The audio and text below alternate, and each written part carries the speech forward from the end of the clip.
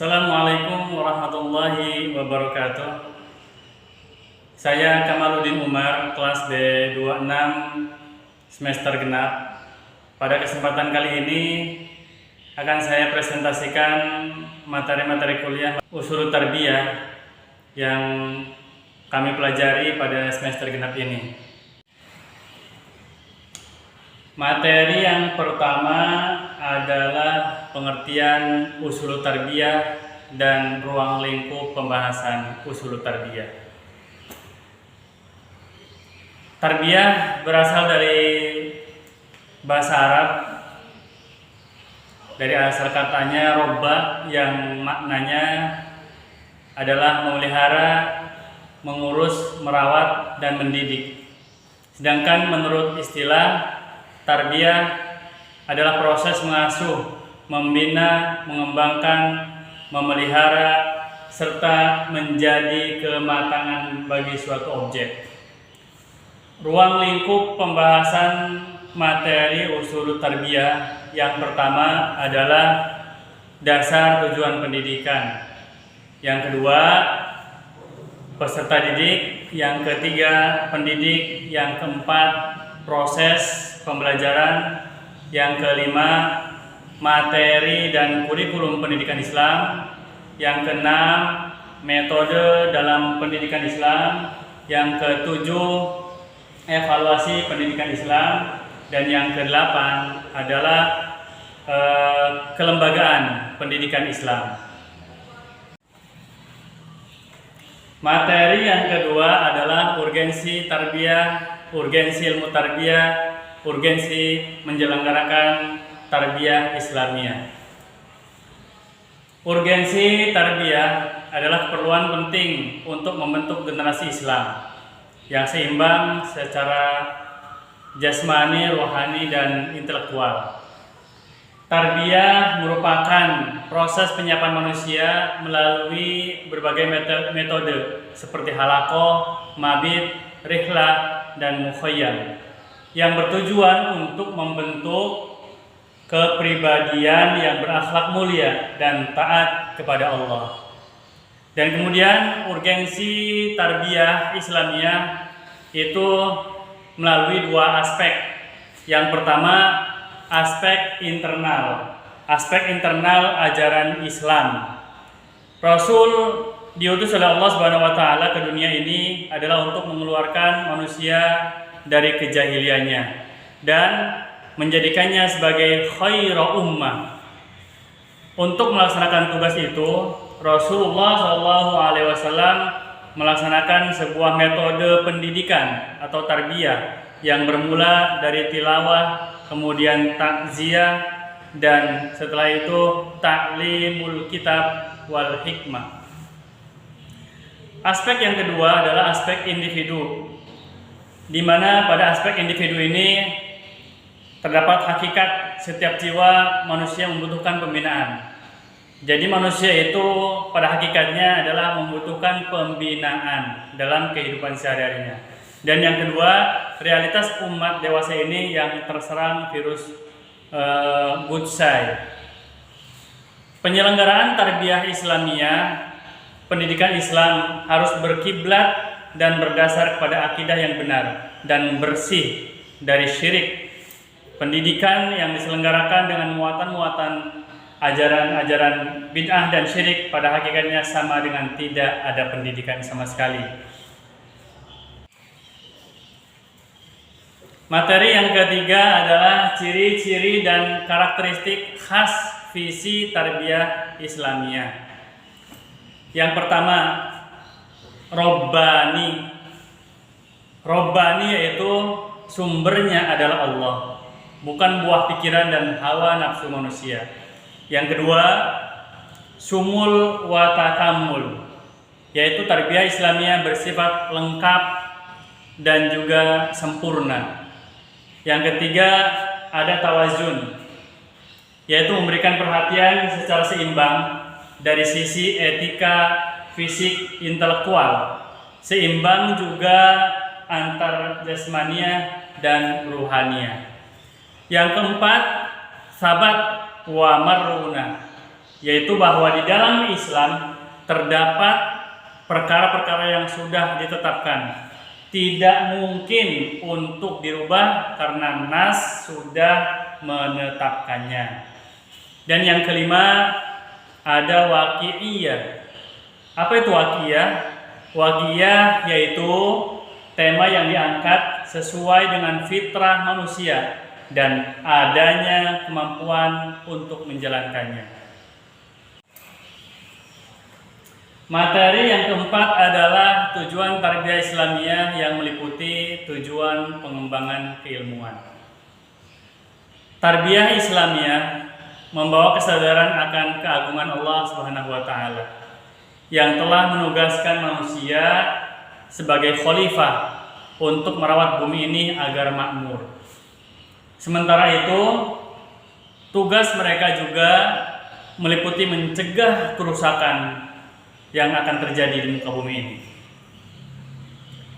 Dalam menjalankan amanah khalifah untuk menciptakan kemakmuran, manusia harus dilengkapi dengan ilmu pengetahuan, sains, dan teknologi. Hal ini bertujuan agar apa? Agar pengelolaan segala sumber daya di bumi ini dapat memberikan manfaat baik bagi umat manusia. Kemudian, ilmu sains, ilmu teknologi, serta kemajuan bidang ilmu lain dalam dunia Islam menyatu dalam harmoni wahyu ilahi. Dalam cahaya tarbiyah Islamiyah, perjalanan ilmu pengetahuan menghasilkan insan yang rendah hati, yang mampu membawa kebaikan yang besar dalam kehidupan sesuai dengan arusnya zaman. Namun, tetap harus berpegang teguh kepada Al-Quran dan hadis. Materi yang kelima, usul tarbiyah, membahas tentang tujuan tarbiyah Islamiyah yang meliputi pengembangan akidah dan keyakinan. Kita tahu bahwa tujuan tarbiyah Islamiyah yang memiliki tujuan utama yaitu untuk menghasilkan individu yang bertakwa kepada Allah Subhanahu wa taala serta mampu menjalankan tugas-tugasnya sebagai khalifah di muka bumi ini. Kemudian definisi akidah dan keyakinan. Akidah merupakan keyakinan yang mendasari pandangan seseorang terhadap agama dan kehidupan. Ini merupakan pemahaman tentang prinsip-prinsip dasar dalam agama tertentu. Keyakinan di sisi lain adalah suatu kepercayaan yang kokoh terhadap suatu hal tanpa adanya keraguan. Kemudian kesimpulannya, pengembangan akidah dan keyakinan, tarbiyah Islamiyah memiliki tujuan yang luas dan juga kompleks. Dengan tujuan utama yaitu untuk membentuk individu muslim yang bertakwa dan bertanggung jawab. Salah satu aspek kunci dari tarbiyah Islamiyah adalah pengembangan akidah dan keyakinan yang bertujuan untuk memperkuat iman, membangun kesadaran terhadap ajaran Islam, menjaga kesucian akidah, dan membentuk kepribadian Islami yang kokoh. Kemudian materi selanjutnya, tujuan tarbiyah Islamiyah yang meliputi tujuan pengembangan ibadah dan pengabdian. Pendidikan tarbiyah dalam ajaran Islam meliputi pembelajaran ibadah, sebuah pilar utama dalam kepercayaan Islam. Pendidikan ini memiliki peran sentral dalam mendidik peserta didik, terutama anak-anak pada usia dini. Pendidikan ibadah bertujuan untuk menanamkan kesadaran akan ketaatan kepada Allah Subhanahu wa taala dan sesama manusia, serta memahami eksistensi diri sebagai hamba Allah yang patuh terhadap segala perintahnya dan menjauhi larangan Allah Subhanahu wa taala. Menurut Ibnu Qayyim, pendidikan ibadah memegang peran kunci dalam membentuk karakter anak dan mempersiapkan mereka sebagai individu yang terhormat dalam kehidupan dunia maupun akhiratnya. Beliau menekankan bahwa pendidikan ibadah merupakan fondasi dalam membimbing anak-anak untuk mengasah nilai-nilai moral agama, terus ketakwaan, dan membangun landasan spiritualitas yang sangat kokoh. Pengabdian adalah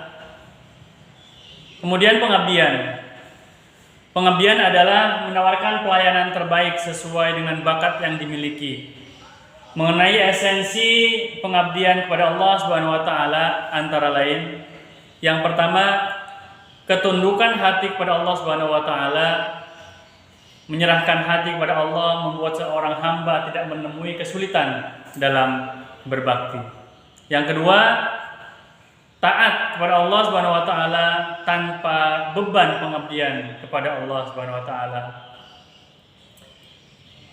Pengabdian pada Allah Subhanahu wa taala hanya dapat terlaksana apabila seseorang melakukannya dengan sepenuhnya, tanpa beban terhadap segala perintah-perintahnya. Dan yang ketiga, menyerahkan diri sepenuhnya pada Allah. Apabila seseorang menyerahkan hidupnya sepenuhnya kepada Allah Subhanahu wa taala, maka dia termasuk dalam golongan yang mengabdikan dirinya kepada Allah Subhanahu wa taala. Kemudian materi yang ketujuh adalah tujuan pengembangan akhlak dan karakter manusia. Pengertian akhlak menurut Imam Abu Hamid Al-Ghazali yang dikutip oleh Halim, bahwa yang dimaksud akhlak atau al-khuluq adalah sifat yang terpatri dalam jiwa setiap manusia, yang darinya terlahir perbuatan-perbuatan dengan mudah tanpa memikirkan dan merenung terlebih dahulu.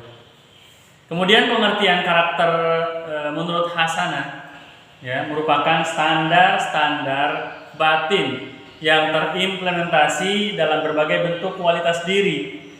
Karakter diri dilandasi nilai-nilai serta cara berpikir berlandaskan nilai-nilai tersebut dan terwujud di dalam perilakunya. Kemudian perubahan dalam pengembangan akhlak dan karakter manusia sebagaimana yang dikemukakan oleh Harsi dan Blanchard, bahwa dalam diri manusia terdapat 4 level perubahan. Yang pertama, perubahan pengetahuan. Yang kedua, perubahan sikap. Yang ketiga, perubahan perilaku. Dan yang keempat adalah perubahan prestasi kelompok atau organisasi. Kemudian tujuan tarbiyah Islamiyah yang berikutnya itu meliputi pengembangan keterampilan dan profesi. Tujuan tarbiyah Islamiyah adalah menjadikan manusia agar sehat, cerdas, dan taat serta tunduk pada perintah Allah Subhanahu wa taala, serta menjauhi larangan-larangannya sehingga dapat hidup bahagia lahir dan batin di akhirat. Dan sumber materi yang utama adalah kandungan Al-Quran. Pengertian pengembangan keterampilan profesi adalah proses meningkatkan kemampuan dan keahlian yang berkaitan dengan pekerjaan. Pekerjaan siapa? Pekerjaan manusia itu sendiri atau profesi seseorang, baik melalui pelatihan formal maupun pengalaman praktis, untuk mencapai tingkat kompetensi yang lebih tinggi dalam bidang tersebut. Teman-temanku sekalian, tujuan tarbiyah Islamiyah yang selanjutnya itu meliputi tujuan pengembangan fisik jasmani manusia. Pengembangan fisik jasmani merupakan salah satu daripada aspek penting dalam tarbiyah Islamiyah. Islam mengajarkan bahwa tubuh yang sehat merupakan nikmat dari Allah Subhanahu wa taala yang harus dijaga oleh kita sebagai manusia, dan dirawat dengan baik. Karena tujuan utama pengembangan fisik jasmani dalam Islam adalah sebagai sarana untuk beribadah kepada Allah Subhanahu wa taala dan menjalankan tugas-tugas kekhalifahan yang ada di muka bumi ini ya dengan sebaik-baiknya. Dalam perspektif Islam, konsep pengembangan fisik jasmani itu meliputi menjaga kesehatan tubuh, ya, menjaga kebersihan, kemudian melakukan olahraga dan aktivitas fisik, menerapkan pola hidup sehat, dan menjaga keseimbangan antara aspek fisik dan spiritual. Dengan menerapkan konsep-konsep tersebut, seorang muslim mampu mengembangkan fisik jasmaninya secara optimal sesuai dengan tuntunan Islam. Pengembangan fisik jasmani dalam tarbiyah Islamiyah juga dapat menanamkan nilai-nilai positif seperti disiplin, kerja keras, sportivitas, kejujuran, kerjasama, serta sabar dan tangguh. Ya. Nilai-nilai ini sangat bermanfaat dalam kehidupan sehari-hari dan sejalan dengan ajaran Islam. Teman-temanku sekalian, pokok-pokok landasan tarbiyah Islamiyah meliputi yang pertama itu adalah sumber dan rujukan pokok tarbiyah Islamiyah. Sumber dan rujukan tarbiyah Islamiyah terbagi menjadi dua bagian. Yang pertama sumber utama. Sumber utama tarbiyah Islamiyah adalah Al-Quran. Dan yang kedua hadis. Dan yang kedua sumber pendukung. Sumber pendukung tarbiyah Islamiyah adalah pemikiran para ulama dan cendekiawan muslim yang dituangkan dalam sebuah karya tulis, baik yang bersifat klasik maupun modern. Yang kedua, pokok-pokok metodologi tarbiyah Islamiyah, ya. Ada metode tanya jawab, pendidikan memberikan beberapa pertanyaan, ya. Memberikan pertanyaan yang nantinya akan dijawab oleh murid. Dan yang selanjutnya ada metode diskusi, di mana pendidik memberikan suatu tema kepada murid atau peserta didik dan kemudian didiskusikan oleh murid-murid atau peserta didik. Dan yang ketiga, metode perumpamaan atau mathal, ya. Pendidik menerangkan materi dengan mengibaratkan dengan hal-hal yang serupa agar pembelajaran tidak monoton. Kalau terus materi tanpa adanya contoh atau perumpamaan dari hal-hal yang lain. Kemudian ada metode keteladanan. Metode keteladanan itu adalah pendidik menjadi teladan yang baik, ya. Pendidik menjadi teladan yang baik bagi setiap peserta didik atau bagi murid, ya, untuk melakukan hal-hal yang baik atau positif. Kemudian ada metode kisah. Metode kisah adalah pendidik menceritakan kisah yang bersumber dari Al-Quran ataupun hadis Nabi Muhammad SAW. Ada juga metode targhib atau tarhib. Apa itu metode targhib atau tarhib? Ya, pendidik memberikan motivasi, pemberian motivasi dari guru lah, dari kita sebagai peserta didik misalkan, ya, dan juga ancaman, peringatan untuk peserta didik yang bagaimana, kan? Kemudian ada metode nasihat. Metode nasihat merupakan metode yang paling mungkin sering dilakukan oleh para pendidik, yaitu pendidik memberikan nasihat-nasihat ketika melihat murid-muridnya atau peserta didik yang mungkin melanggar aturan yang ada di sekolah atau mereka yang tidak melaksanakan sholat dan sebagainya. Kemudian ada juga metode hukuman. Metode hukuman adalah metode di mana pendidik memberikan hukuman apabila murid melanggar, ya, dihukum atau takzir. Kemudian pokok-pokok kelembagaan tarbiyah Islamiyah secara garis besar, ruang lingkup ajaran agama Islam mencakup ajaran menyeluruh ya, yang terdiri atas akidah, syariah dan juga akhlak. Akidah merupakan kepercayaan terhadap Allah Subhanahu wa taala dan sering pula disebut sebagai tauhid. Akidah sering disebut sebagai tauhid ya, yang berasal dari bahasa Arab yang berarti mengesakan. Istilah tauhid mengandung pengertian mengesakan Allah Subhanahu wa taala. Kemudian syariah atau ibadah merupakan bakti manusia kepada Allah. Ya, bakti manusia kepada Allah Subhanahu wa taala karena didorong dan dibangkitkan oleh akidah tauhid. Kemudian akhlak diartikan sebagai budi pekerti atau kelakuan. Akhlak adalah suatu hal yang melekat dalam jiwa manusia dan darinya akan timbul perbuatan-perbuatan yang mudah tanpa dipikirkan oleh manusia. Kemudian pokok-pokok kelembagaan tarbiyah Islamiyah selanjutnya adalah lembaga pendidikan Islam adalah suatu bentuk organisasi yang mempunyai pola-pola tertentu dalam memerankan fungsinya, ya, serta mempunyai struktur tersendiri yang dapat mengikat individu yang berada dalam naungannya, sehingga lembaga ini mempunyai kekuatan hukum sendiri. Kemudian tujuan membentuk manusia muslim. Tujuan daripada kelembagaan tarbiyah Islamiyah adalah membentuk manusia muslim yang bertakwa kepada Allah Subhanahu wa taala dan berakhlakul karimah kepada seluruh makhluk ya, melalui 3 tahap. Yang pertama, tahap kognisi. Tahap kognisi, yang kedua tahap afeksi, dan yang ketiga tahap psikomotorik. Kemudian tugas dan fungsinya.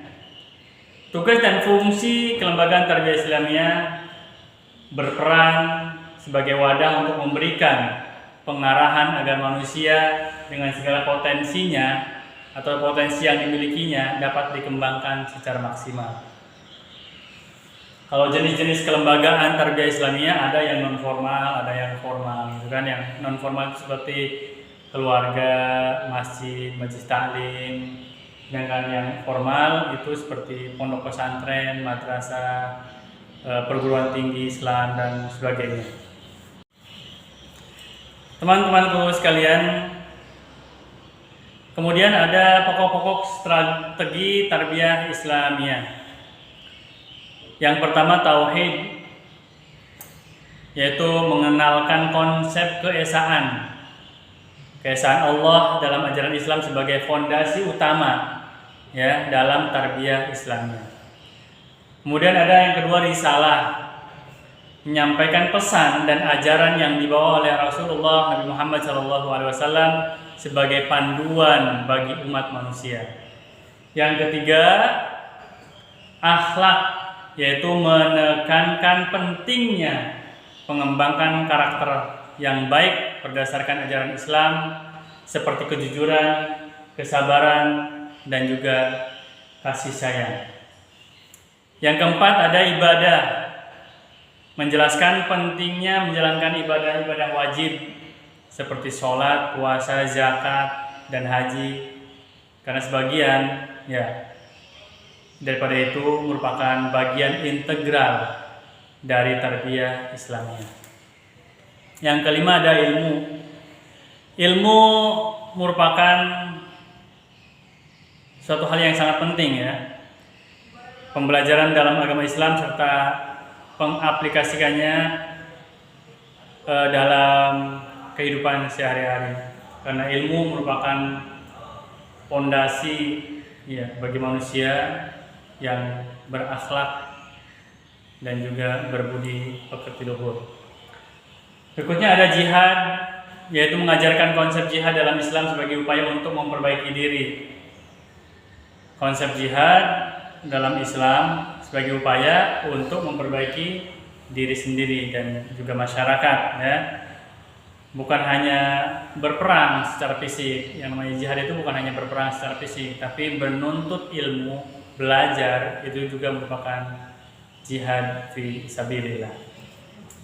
Ada ukhuwah, menjelaskan konsep persaudaraan. Ya, dengan ukhuwah kita bisa menjaga persaudaraan, yang mana persaudaraan dalam Islam itu sangat penting, ya, agar hubungan sosial bermasyarakat itu bisa saling menghargai, ya, baik antar sesama manusia. Selanjutnya keadilan. Keadilan adalah menekankan pentingnya keadilan dalam segala aspek kehidupan. Berperilaku adil, manusia itu harus berbuat adil dalam segala aspek kehidupannya. Dimanapun kita berada, berperilakulah adil yang seadil-adilnya.